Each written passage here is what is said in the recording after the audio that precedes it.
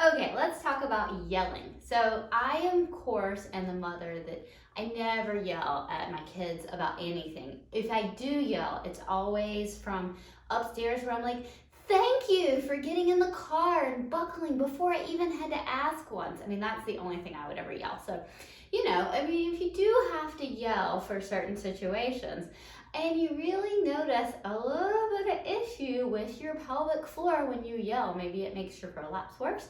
Maybe it causes some leaking. Maybe you get that air bubble feeling that's so annoying. So let's talk a little bit about why that happens, because of course we only yell for good reasons. But when we do need to yell for some reason, like, hey, stop, don't run out in the street, you want to be able to do that without your pelvic floor paying the price.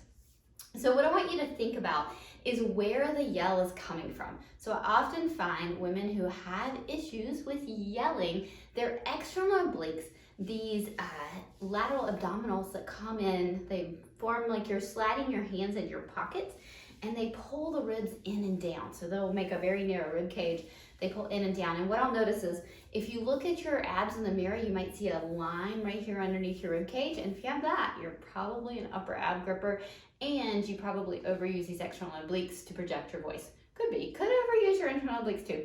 Or grip with your rectus. So there's lots of opportunities for gripping. But I find the external obliques tend to be more of the culprit.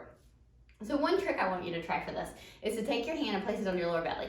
Now, project your voice for me. Maybe practice singing in the car. This is a good place. Or singing, around the house.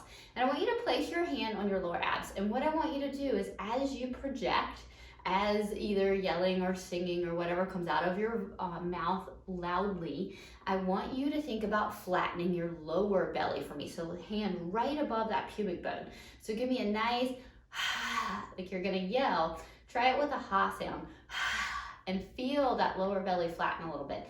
Now, if you feel those upper abs grip down and you feel your lower belly bulge out, then you know, oh wow, I am actually bearing down on my pelvic floor to project my voice. This can be a big issue. I actually have a lot of women that I work with that have to project their voice for work. Maybe they're teachers, maybe they work in an environment where they have to talk at conferences and things like that. So when they have to project their voice, it becomes an issue for their pelvic floor. So if you're dealing with this, try that little trick where you place your hand on your lower belly, work on practicing projecting without feeling those upper abs grip down and your lower belly bulge out, and that should help take care of your projecting issues.